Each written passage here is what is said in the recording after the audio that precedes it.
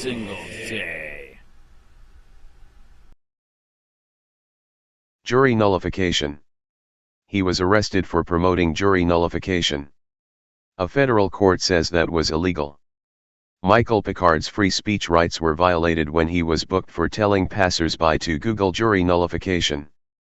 Billy Binion, August 5, 2022, 2:51 p.m. A man was wrongfully arrested for standing outside a Bronx courthouse handing out flyers about jury nullification, the practice where juries render not guilty verdicts despite overwhelming evidence of guilt, a federal court confirmed last week. Michael Picard, a civil libertarian activist, was taken into custody in late 2017 after police took issue with him passing out papers telling recipients to Google jury nullification, as law enforcement alleged he was in violation of a New York law barring people from standing within 200 feet of a courthouse calling for or demanding any specified action or determination by such court or jury in connection with an ongoing case. But Picard was not referencing a specific trial when he was arrested. He was referencing a general tactic he sees as a bulwark against government overreach. There are unjust laws, he says. This is a tool that a jury or a juror can use to express their disagreement with those laws. Put differently, Picard was not trying to sway a jury panel to vote one way or the other in finding a particular defendant guilty of, say, murder, which most people would agree is not an unjust law and should be adjudicated based on the facts at hand. He was simply exercising his right to tell the public about a tactic that can be vital to preserving liberty and pushing back against prosecutorial zealotry. So, in arresting and booking him for promoting the general concept of jury nullification, the state violated the First Amendment, according to the U.S. Court of Appeals for the Second Circuit.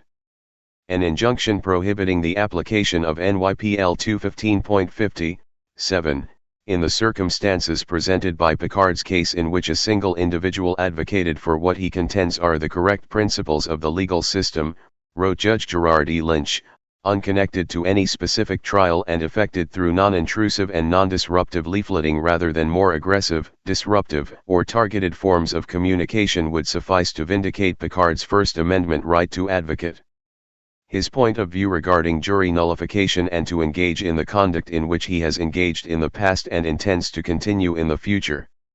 Jury nullification has been the subject of spirited debate among attorneys and legal scholars.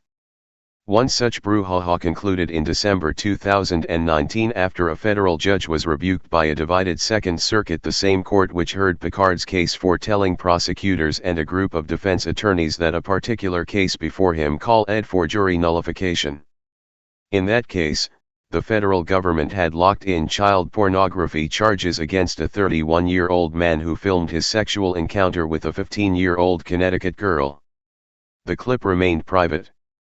But since the video equipment was made outside of the state of Connecticut, federal prosecutors used that loophole to tack on the porn charges with a 20-year mandatory minimum on top of the state's statutory rape case.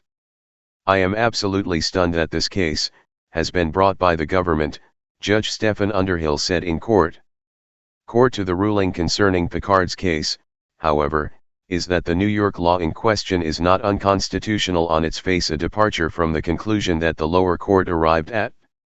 The state would clearly have a compelling interest, for example, in prohibiting protests outside a courthouse featuring amplified calls for the jurors to reach a particular verdict in an ongoing trial in that courthouse that are audible inside the courtroom, wrote Lynch.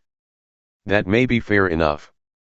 But a dissenting judge points out a rather obvious problem with the conclusion. What did this ruling actually rule on?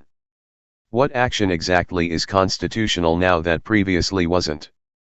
The majority's language leaves it unclear what constitutes Picard's conduct in this case. Is the conduct exactly what Picard was doing when arrested, holding the same sign and distributing the same literature, or is it uttering any words or distributing any literature advocating jury nullification, or is it uttering any words or distributing any literature outside a courthouse, asks Judge John O. Newman. As for location, is the conduct standing exactly where Picard stood when arrested, or any location within 200 feet of the courthouse near which he was arrested, or any location within 200 feet of any courthouse in New York State? Picard says he'll be back to his advocacy now that the case has concluded, though it remains to be seen how the government will answer the above questions.